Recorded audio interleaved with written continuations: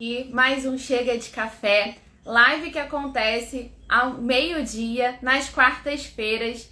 E vamos ver quem tá entrando aqui pra gente ir batendo esse papo, pra gente ter aqui uma interação, tá bom?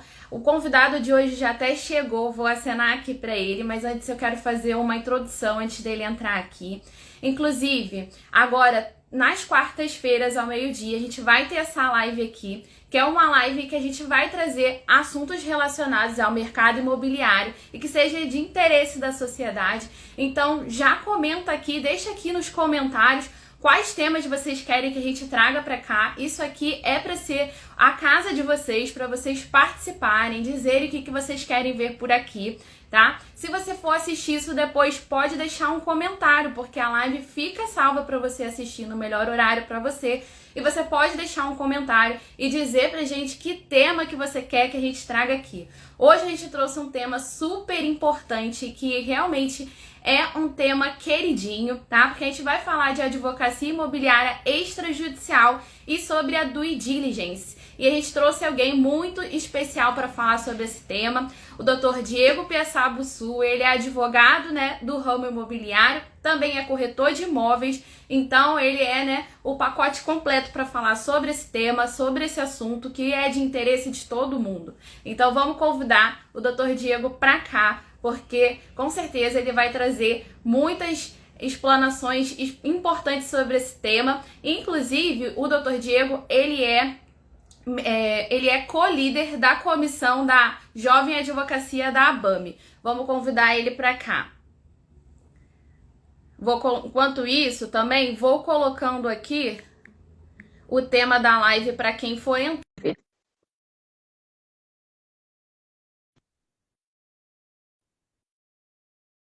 Oi, Diego, tudo bem? Oi, Natália, bom dia, boa tarde, tudo bem? E você, querida? Tudo bem. Vamos falar sobre esse tema, um tema muito importante. Acredito que todo mundo que começa a advogar com a advocacia imobiliária começa pegando essa parte de regularização imobiliária, acaba tendo que se deparar aí com esse, agora tem esse nome elegante, né, due diligence. Então, eu queria até que a gente já começasse traduzindo o que seria due diligence. E dar assim, mais dicas mesmo para quem está começando agora, quem está começando aí com a advocacia extrajudicial e na parte imobiliária também, né? Que a gente está aqui na ABAME, a gente tem que falar sobre direito imobiliário. Eu até vou confessar aqui para você, né? Você sabe que minha especialidade é registro civil, mas eu tenho casos aí de regularização imobiliária aqui no escritório. Foi uma das primeiras coisas que eu peguei quando eu comecei a advogar, porque envolve o extrajudicial, também foi nessa parte aí sobre regularização imobiliária. Então, agora eu queria dar a palavra para você, ouvir você, uma breve até apresentação para quem ainda não conhece você.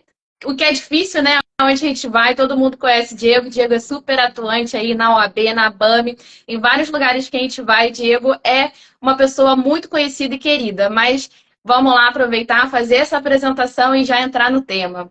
Muito obrigada por ter aceitado esse convite de estar aqui comigo hoje, Diego. Ah, querida, obrigado.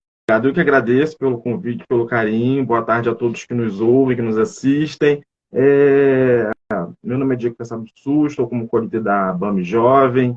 É uma felicidade muito grande fazer parte dessa associação que visa aperfeiçoar e trazer novidades no que diz respeito ao direito imobiliário, advocacia imobiliária, mas não só para advogado, também para o corretor de imóveis, para aqueles profissionais que trabalham na área e desejam se atualizar, além do próprio CRES, né? Além de outras associações, de outros institutos que versam sobre direito imobiliário. Eu resolvi escolher esse tema porque é algo que é muito presente no meu dia a dia. E assim como outras questões, mas na prática mesmo da advocacia imobiliária e da corretagem, falar sobre due diligence é muito importante. Então, como você disse, é um conceito chique, né? Um conceito sofisticado, mas nada diferente do que a gente sabe que é o dia a dia. Tudo no direito a gente tem algumas importações. E o due diligence vem pela perspectiva do direito norte-americano, mais precisamente Estados Unidos, e que nada mais é do que uma diligência prévia. A gente já faz isso à torta direito, todos os dias, há muito tempo. Só que, como as pessoas gostam de importar conceitos, de importar teorias, trouxeram essa visão nova, americanizada, da diligência prévia dos Estados Unidos, porque é muito importante. Então, para a gente entender da importância de uma análise de documentos que o mundo todo faz, seja para qualquer área do direito, seja para qualquer área que a gente lide com documentação, é importante fazer uma análise prévia de tudo que nos é apresentado. Em relação à questão imobiliária, e aí eu vou focar em duas questões que realmente fazem parte da minha prática, que é a compra e venda de imóveis e a locação. Eu separo em dois grupos, quando a gente vai fazer essa análise prévia, essa análise inicial.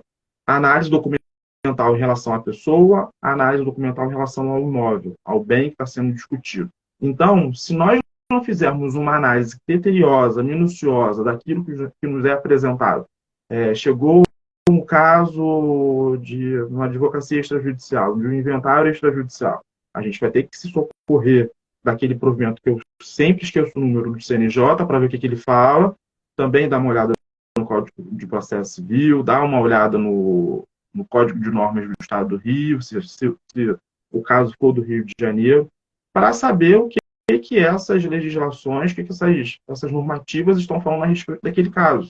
E aí chegar para o cliente, falar o que é, dar a resposta para ele e pedir os documentos. E aí tem que saber que documentos são esses de acordo com a demanda que lhe é proposta. Então, se essa análise inicial não for bem feita, não for bem destrinchada, nós estaremos fadados ao fracasso no desenrolar daquela proposta que nos foi apresentada pelo cliente. Então, pegando o exemplo do inventário extrajudicial, se você deixar de cumprir, se você deixar de entregar algum documento no cartório, seja na hora da ata notarial ou até mesmo já na parte de registro, você vai cair em exigência. Então, é mais um tempo que você vai perder, é mais um dinheiro que talvez o teu cliente vai ter que desembolsar, em que pese seja uma medida relativamente rápida, quando a gente opta seguindo o que a lei fala, o que as normativas falam, sobre a possibilidade de optar pela via extrajudicial, mas se você deixar de olhar e fazer é um checklist. A due diligence nada mais é que um checklist. Se você deixar de fazer esse checklist, clicar, colocar em vermelho ali tudo que você já fez, ticar tudinho certinho, é realmente um trabalho minucioso, você não vai conseguir fazer, ou se fizer, vai cair exigência e vai atrasar o trabalho. Então, na nossa área, na área de direito imobiliário, a ideia é essa, mas isso significa em todas as áreas do direito, seja na área imobiliária, seja na área criminal, seja na área previdenciária, enfim, no direito de uma forma geral, e em outras áreas também. E aí esse conceito de due diligence sai muito da questão corporativa de empresas, vem para a área do direito, se adapta muito bem, é muito bem recebida, mas nada mais é do que a gente já costuma fazer todos os dias. É uma forma de facilitar a vida do profissional para que ele consiga, de forma mais rápida, mais ágil, concretizar aquilo. E no que diz respeito à questão da locação, a mesma coisa. A gente separa também o imóvel para saber se o imóvel ele não tem nenhum ônus, não tem nenhuma pendência relacionada à transação, se não tem nenhum problema em relação ao IPTU, relação a gás, relação à taxa condominial. Então, é importante fazer essa análise prévia do imóvel para quando for alugar ou saiu daquela locação, for para outra locação, outra administração, para saber se aquele antigo inquilino tem alguma pendência, se ele precisa resolver, para que quando for para outra locação, uma nova administração, não tenha nenhum tipo de problema. E aí também é importante, não só o advogado, mas o próprio corretor de imóveis entender que a falta de atenção nessa análise causa prejuízo não somente para o próprio profissional, mas também não somente para o cliente, mas para o profissional. Então, a gente tem aí uma responsabilidade civil, talvez objetiva, em face do profissional, se ele deixou de analisar. Então, você tem que observar o princípio da informação, o princípio da boa-fé, da publicidade dos atos, para que não incorra nenhum tipo de responsabilização na esfera civil, talvez até na esfera criminal, e também na esfera administrativa, perante os conselhos, seja o CRES ou o OAB, pelo fato dele não ter colocado os pontos que deveriam ser colocados, não ter feito essa análise e acaba prejudicando o cliente. Aí tem aquela teoria da perda de uma chance. Então, você perdeu aquela chance de concretizar o negócio, você não ganhou seus honorários e o cliente também ficou insatisfeito. E aí isso pode gerar algum dano. Então, basicamente, é isso. Essa análise prévia que a gente faz em todas as áreas. Eu até vejo que é muito importante você fazer isso já na consulta, né? Aquela primeira consulta, você já explicar que tem essa due diligence, já fazer ali junto com aquela primeira consulta, até porque você não vai saber dar um instrumento correto para o seu cliente para resolver o problema enquanto você não analisar toda a documentação. Porque às vezes o cliente chega para você dizendo que ele tem certeza que regulariza da forma X. Mas a gente só vai saber, o profissional que é capacitado para saber, quando ele olhar ali as certidões, os documentos da pessoa, como você falou, que são importantes, e dos imóveis, porque às vezes a gente fica tão focado no imóvel, mas tem situações ligadas à pessoa que entravam lá no RGI e você não consegue, às vezes, dar seguimento. Eu já peguei pessoas que falaram, não consegui regularizar o imóvel porque eu não encontro uma certidão de óbito de uma pessoa que transmitiu o imóvel e fica nesse lenga-lenga aí, e você vai precisar de determinadas documentações que são, como o Diego pontuou aqui muito bem, exigidos aí de forma, às vezes, em âmbito estadual. Então, você tem ainda que olhar as normas extrajudiciais do seu estado, porque você tem que conhecer a lei de registros públicos, você tem que conhecer o que a corregedoria está falando, você tem que conhecer as normas extrajudiciais que foram ali da corregedoria do seu estado. Então, é muita questão ali e pormenor, e que às vezes ainda tem as regras específicas de interpretação de cada RGI, que quando a gente chega lá no registro de imóveis, às vezes a gente vai ter que ir lá conversar com o registrador, vai ter que conversar com quem está lá no cartório no dia a dia para ver como eles interpretam aquela norma, porque às vezes tem mudança, assim, aí de interpretação. Então é um trabalho que exige realmente, é um trabalho muito árduo e que já é logo no começo, que se você não fizer esse trabalho no começo, depois você vai ficar com dificuldade de cumprir as exigências nos cartórios de imóveis. E tem situações que fica até feio, né, Diego? Porque depois o cliente não entende por que está com aquela barreira, e que se o cliente não te trouxer uma certa documentação e você não conseguir localizar essa documentação, o processo ele não vai finalizar. Então fica uma questão muito complicada e você tem que dizer isso de início. E eu também vejo como uma questão importante na precificação, né, Diego? Porque a Pensei gente tem que justamente nisso. saber tudo o que vai acontecer no processo e a dificuldade que você vai ter nesse processo para o advogado também conseguir precificar e não precificar de forma errada. Exatamente. Eu sempre, no último bate-papo que eu tive lá em Itaguaí, eu falei sobre análise econômica do processo. Então, os colegas eles têm que pensar que é importante, principalmente, cobrar consulta, porque nessa fase inicial, olha o tempo que a gente gasta fazendo essa análise, fazendo essa busca, e não é uma busca num corpo normativo só, tem um monte de outros lugares que a gente precisa se resguardar e até mesmo fundamentar aquela busca que a gente está fazendo, e também para quando cair lá no cartório, já chegar no RGI, se o registrador ele criar embaraço, a gente saber o que a gente está pedindo, para falar assim, olha, tudo bem, entendo o seu posicionamento, mas é isso que a lei está falando, é isso que o provimento está falando, enfim. A gente saber também contestar e não aceitar se aquilo que o registrador está pontuando for prejudicial ou impeditivo para o cliente. Então, a gente tem que saber também aquilo que eu falo de analisar a pirâmide de Kelsen. Desde a Constituição até embaixo, então, dependendo de como você vai fazer a pesquisa, desde uma resolução até a Constituição, para ter aquele arcabouço normativo completo e falar assim, olha, não tem para onde você correr. Ou você está nessa pirâmide ou você está inventando alguma coisa. Então, tem que saber realmente fundamentar e tem que especificar, porque é um trabalho muito grande. Só para ilustrar, chegou para mim na semana passada uma cliente, na verdade chegaram 3, e aí 2 ficaram balançadas por conta do valor da consulta. Eu ainda não abri minha mente, não estou ainda, não me soltei ainda no que respeito a deixar de cobrar a consulta, porque justamente faz parte desse trabalho. E aí a terceira aceitou, já pagou, já adiantou. Falei, olha, eu não consigo te dar a resposta na segunda-feira. Podemos marcar na terça? Não, terça eu não consigo, marcamos para amanhã. Então, hoje eu vou analisar a documentação que ela me mandou pelo WhatsApp, por e-mail. Ela já adiantou dizendo que é um procedimento de inventário. E aí eu vou analisar para saber se realmente... Às vezes os clientes confundem inventário com uso capião. Saber se realmente é um procedimento de inventário, saber se é possível fazer pela via extrajudicial. A princípio, eles já alertaram que tem condições para arcar com as custas e emolumentos do cartório, então beleza. E uma questão que me deixou muito intrigado é que ela falou que o imóvel está no nome do INSS.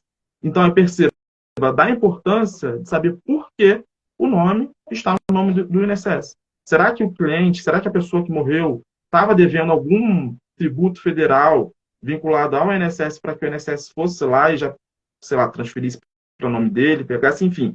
Então, como que é importante você fazer essa análise inicial, não dá, infelizmente, para se concentrar apenas no que o cliente fala, porque o cliente é leigo, os especialistas somos nós. Às vezes até a gente se depara com uma situação nova no estado, a gente tem que socorrer com outro colega. Então imagina um cliente que é leigo, pensa que aquilo às vezes não é aquilo, a gente tem que fazer essa análise documental para saber o porquê aquele imóvel está no nome de X ou Y, de pessoa física ou pessoa jurídica, se tem algum ônus que está recaindo sobre o imóvel, saber quais são os tipos de ônus que recaem pelo, como diz o Código Civil. Então, é uma análise muito grande. Tem um professor Paulo Xavier que ele fala que o advogado, o corretor de imóveis tem que ser civilista. Ele tem que saber Código Civil, nas suas mais variáveis vertentes, desde lá do nascimento até o falecimento, é a nossa Bíblia. O Código Civil é a Bíblia do advogado imobiliarista, do corretor de imóveis. A gente não tem que ficar apenas focado na questão... Eu estou falando, o Código Civil é enorme, a gente aprende a cada dia. Às vezes a gente lê o mesmo artigo, às vezes quando chega uma nova causa, de uma forma diferente. Agora faz mais sentido e tudo mais. Então é importante fazer essa análise muito minuciosa para que a gente consiga desenvolver de forma bem tranquila. Sim. Eu até vejo assim que a gente tem que passar para o cliente a dificuldade dessa análise prévia, para eles entenderem na hora que a gente for fazer a precificação. Porque é trabalhoso, tem um trabalho. E a gente saber colocar os dois pontos. Tanto o ponto do trabalho do advogado, que a gente precisa ser remunerado pelo nosso trabalho, então a gente não pode simplesmente fazer todo um trabalho que vai levar horas e cobrar zero por isso, cobrar consulta zero. Nosso tempo na consulta ali já é algo a ser remunerado, mas ainda tem toda essa análise de documentação que é importante.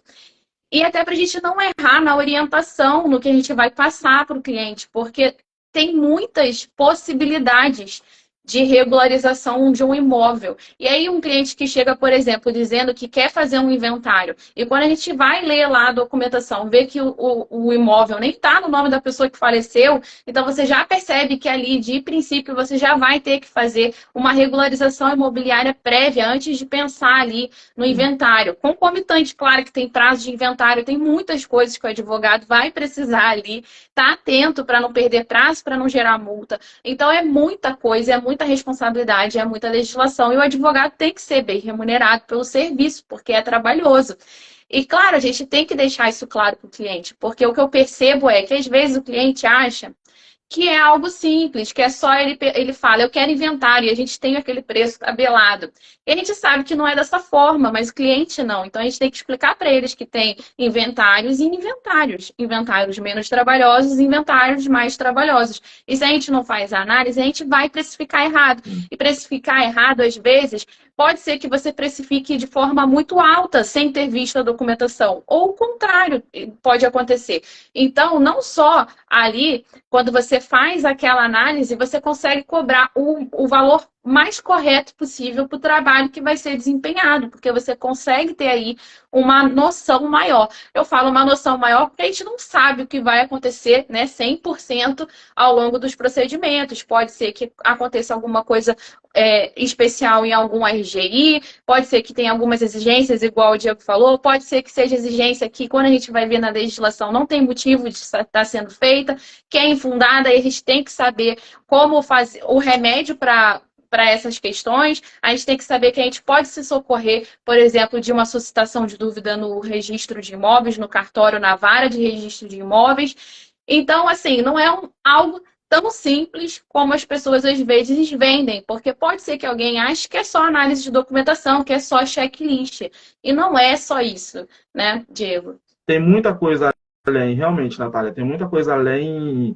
E é justamente a pedra fundamental do desenrolar do caso é essa análise para saber o quão profundo ou não vai ser a atuação no trabalho do advogado.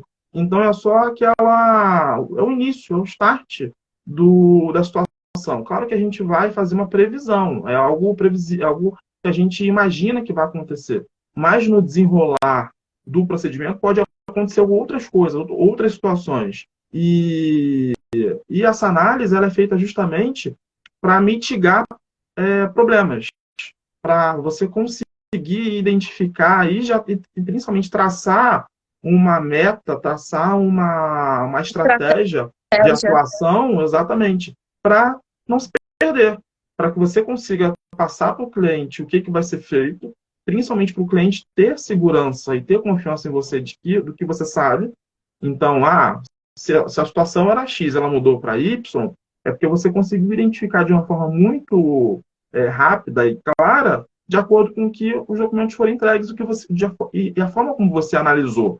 Então, a prática faz com que aquele manejar de papéis, você consegue identificar, inclusive, se aquele documento tem algum vício, se tem algum problema, se aquele documento não é forjado e se não há nenhum tipo, talvez até de crime cometido por quem quer que seja, naquele documento que foi apresentado. E principalmente também em relação a prazo, como você bem disse. Tem a questão de prazo tem os prazos que a gente precisa seguir, tem a validade dos documentos, que também precisam. Às vezes tem alguns cartórios que pedem para determinada situação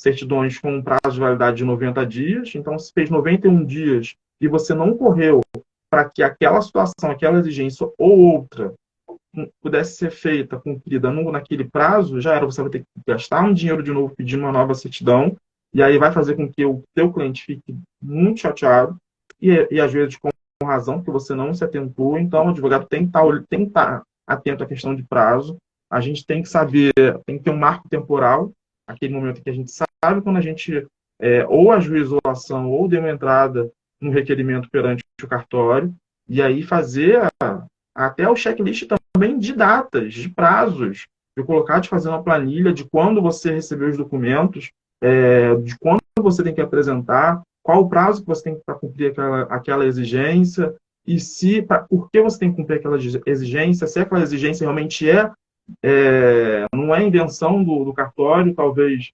seja, infelizmente, por questão econômica do próprio cartório, enfim, são várias nuances e que você tem que estar atento.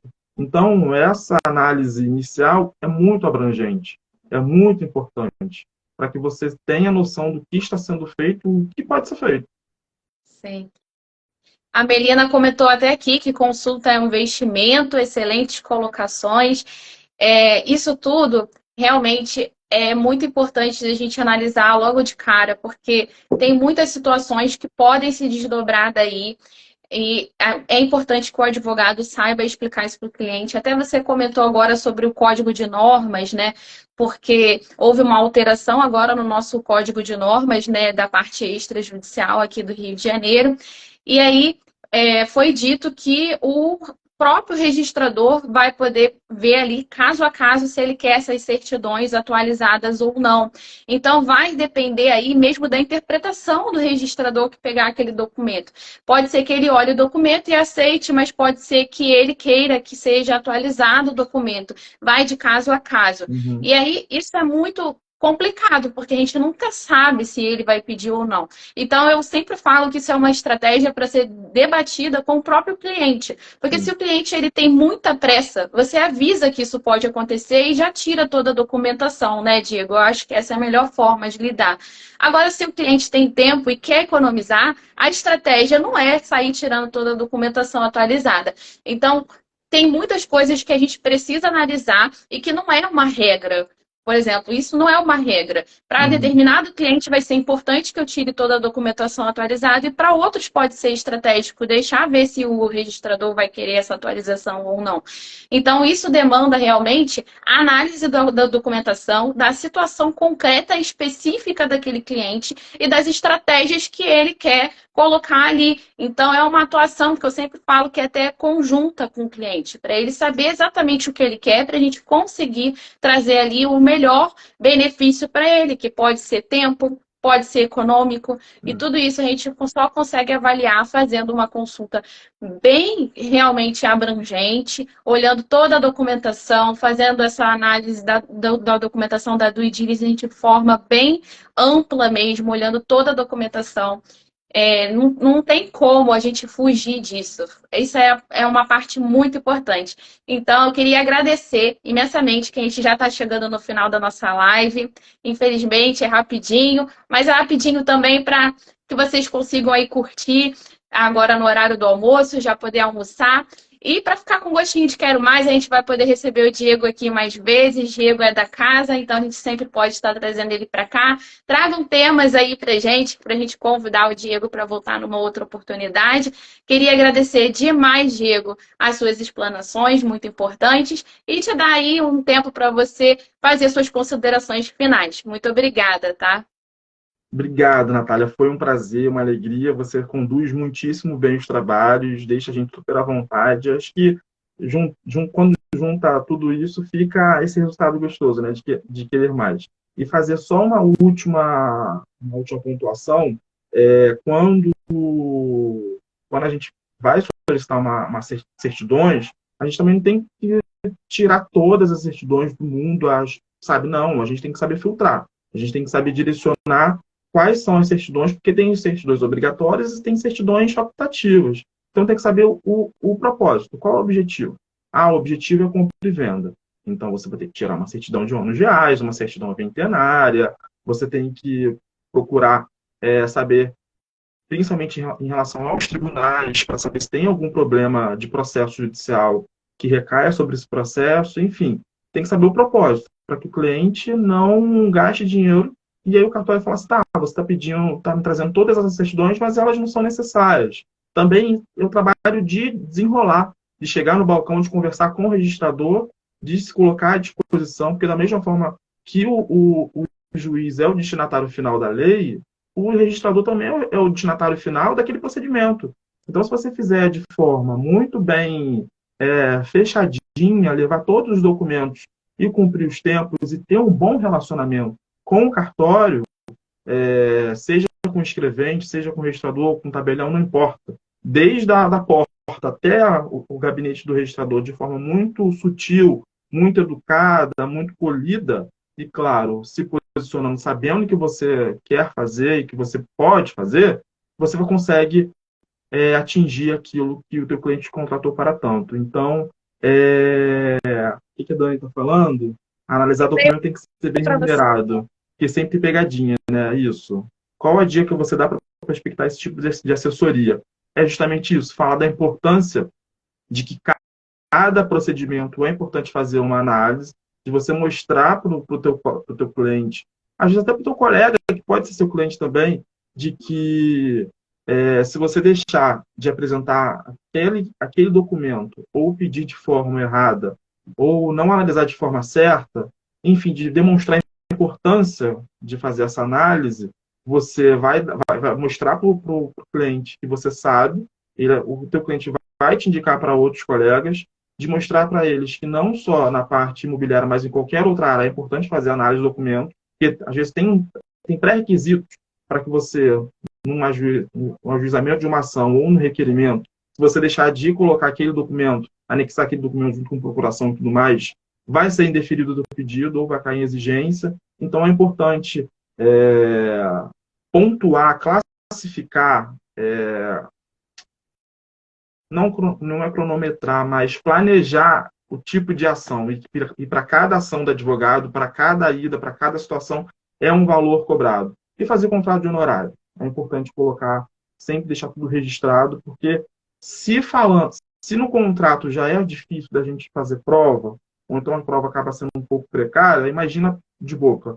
Então é importante, sim, assinar a procuração, sim, fazer um contrato de honorários bem amarradinho, deixando tudo muito bem claro para o cliente, não colocando falsas esperanças para ele, porque não depende da gente, é aquilo que eu disse, o destinatário final é o registrador, então é para ele que a gente vai direcionar e estando tudo certinho, a chance de êxito é muito grande. Então a dica que eu dou é essa. Excelente dica, Diego. Até vou aproveitar para pontuar duas coisas que você falou aqui. E essa questão de você saber para que serve cada certidão. Porque você falou sobre não sair pedindo tudo quanto é certidão só por pedir certidão. A gente tem que saber para qual objetivo é cada uma dessas certidões. E saber ler essas certidões, né? Saber o que saiu ali que pode ser uma pegadinha ou não ali naquele registro. Entender a documentação. Porque a gente não sai pedindo documento por pedir. Inclusive, os cartórios, eles não solicitam esses documentos por pedir. Se você ainda não conhece, não sabe muito bem o motivo deles estarem pedindo, pode ir para lá, conversar lá no cartório, pedir uma orientação, saber por que eles pedem cada um desses documentos, porque tem motivo para pedir cada um desses documentos, e você tem que saber o motivo para saber a hora de pedir eles ou não, tá? Porque eles têm um objetivo específico. Eu descobri muito isso na prática, né? Para que eu peço kit sexto distribuidor? O que esses distribuidores fazem aqui no Rio de Janeiro? Então, você vai descobrindo o que cada certidão significa para você pedir ou não essa certidão, tá? Para não sair pedindo e gastando dinheiro do cliente à toa. É importante isso sim. Natália, eu posso fazer só um último, veio à mente agora uma ideia, eu vou compartilhar logo com você, para não esquecer. Da gente fazer uma oficina na ABAME presencial, colocar todos os cartórios que existem na cidade do Rio de Janeiro, elencar todos os cartórios e dizer para que esses cartórios servem. Então, a gente tem cartório de notas, cartório de protesto, RGI, fazer uma lista de todos os cartórios que existem na cidade do Rio de Janeiro, para o colega saber que pegar esse papelzinho e falar assim, tá, chegou essa demanda para mim, eu preciso ir para esse cartório. Informar que existe aquele Rio Cartório, lá no centro da cidade, e aí já sai um compilado de certidões, que é um valor X, que também é uma boa, que vai num lugar só, já pede tudo, que também vai perguntar qual o propósito, qual o objetivo do requerimento daquela certidão. Então, acho que seria bem interessante a gente fazer essa oficina para que todo mundo saiba que existem tantos cartórios, que esses cartórios são vinculados. Qual é a essência do cartório? Para que ele serve? Para falar que ele é vinculado à corregedoria do Tribunal de Justiça, que ele deve satisfação à corregedoria, que ele segue as normas da corregedoria, do CNJ, e de que num eventual descumprimento, o cartório responde por isso, o titular responde por isso, enfim, saber para que serve um cartório. O histórico do cartório, porque a gente sabe que o histórico brasileiro de cartório é português, né? Que tem gente ainda tem muitas críticas quanto ao funcionamento, mas que na prática hoje está tendo uma ideia muito boa de tirar o peso do judiciário e levar para o cartório. Com isso o cartório ganha, porque dá agilidade para as nossas movimentações, né? Aquilo que a professora Flávia Rio fala, de fazer uma atribuição extramuros, extrajudiciário. E isso faz com que a gente tenha um poder de ganho maior em nós, enquanto advogados, enquanto as pessoas também que fazem serviço de despachante, também saber o que as pessoas, às vezes, pedem por pedir. Mas a gente tem que, como ser crítico, a gente saber, por que eu vou pedir? Para que eu vou pedir? Né? Então, acho que seria uma ideia da gente fazer esse compilado aí com todos os cartórios e ajudar, porque as pessoas ficam perdidas. O estagiário de direito fica perdido quando faz esse trabalho. A gente também, às vezes, fica, né? Enquanto advogados, a gente não sabe para onde ir. Às vezes tem cartório que muda. Até então estava em tal localidade, em tal rua. Agora está em Campo Grande, está em Santa Cruz, está na Barra. Enfim, de ter esse trabalho e depois convidar os cartórios para dar um bate-papo, enfim. Apenas uma ideia inicial. Sim, a gente pode fazer sim, a gente pode fazer um trabalho conjunto entre as nossas comissões, né? A comissão de notarial Claro. e registral. Vai ser um prazer levar isso para lá. Acho que essa parte prática que confunde ainda muita gente, muitos advogados ficam confusos de como utilizar de forma assertiva cada um dos cartórios, porque a gente tem vários. A gente, às vezes, foca só no cartório de imóveis, no cartório de tabelionato de notas, que são os cartórios que as pessoas conhecem mais. O registro civil a gente utiliza bastante também, mas acaba que as pessoas não associam muito como monetizar serviços da advocacia ali, e a gente tem bastante opção hoje, é a área que eu trabalho. Mas a gente tem outros cartórios, cartórios de protestos, que a gente pode usar aí na nossa atividade como forma aí de solucionar vários problemas que talvez precisassem ser judicializados e que hoje não precisam mais, justamente por causa da existência desses serviços extrajudiciais. Por exemplo, até a gente pode colocar o nosso contrato de honorários, a gente pode se utilizar do cartório de protestos como forma de fazer alguém pagar ali os nossos honorários que estão sendo devidos. Então, a gente tem várias hoje soluções dentro do extrajudicial e que cada cartório vai te trazer uma solução diferente. Então, é importante que a gente conheça eles. Adorei a ideia. Já vou falar com a doutora Alessandra para a gente colocar isso em prática. E, mais uma vez, a última colocação que eu ia ter dito é a complementação de tudo isso aqui que você falou, inclusive, sobre ter bom relacionamento com os cartórios, com o registrador. Isso é fundamental que a gente tenha um bom relacionamento com eles. É importante que a gente conheça o cartório, é importante que a gente vá até lá, que a gente saiba quem é o registrador, que a gente traga debates para eles, porque tem assuntos que vão chegar nas nossas mãos que nem a gente sabe desenrolar porque passou por muitos problemas, muitas falhas ao longo dos registros, ou então ao longo das transferências que não foram a registro e deveriam ter sido. Então, a gente vai se deparar com situações que vão precisar aí de uma atuação conjunta. O registrador, ele é seu amigo, ele também quer que você leve tudo a registro para lá, ele ganha quando ele registra um documento, então ele é seu amigo, você vai para lá, conversa com ele, que com certeza ele vai sentar com você para achar uma solução conjunta para que você deixe seu cliente satisfeito, que também é cliente dele, gente. Então, isso aí é uma hora do advogado realmente estar de mãos dadas lá com o cartório, entender que o cartório é amigo e não inimigo que te faz um monte de exigência, não. Ele é seu amigo e se você souber usar ele como seu aliado, ó, você vai decolar com certeza. Então, essa era a última coisa que eu queria deixar aqui, Diego. E mais uma vez, o meu muito obrigada. Eu que agradeço, foi super leve, super gostoso, super participativo, os nossos colegas Jabane, Dani, um beijo para você, Melina, doutor Glaucio, então obrigado. Glaucio falou que você sabe demais e sabe mesmo. Que isso, nada, imagina, a gente está aprendendo diariamente. E os colegas que não conhecem a BAME, fiquem à vontade para conhecer a nossa associação, temos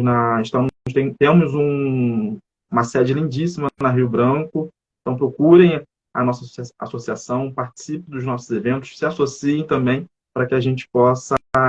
Às vezes tem colega que quer participar, mas não teve oportunidade, então dá uma olhada nos nossos posts no Instagram e apareçam por lá para que a gente possa trocar ideias e fazer networking, o que a gente gosta. É isso aí. Então tá.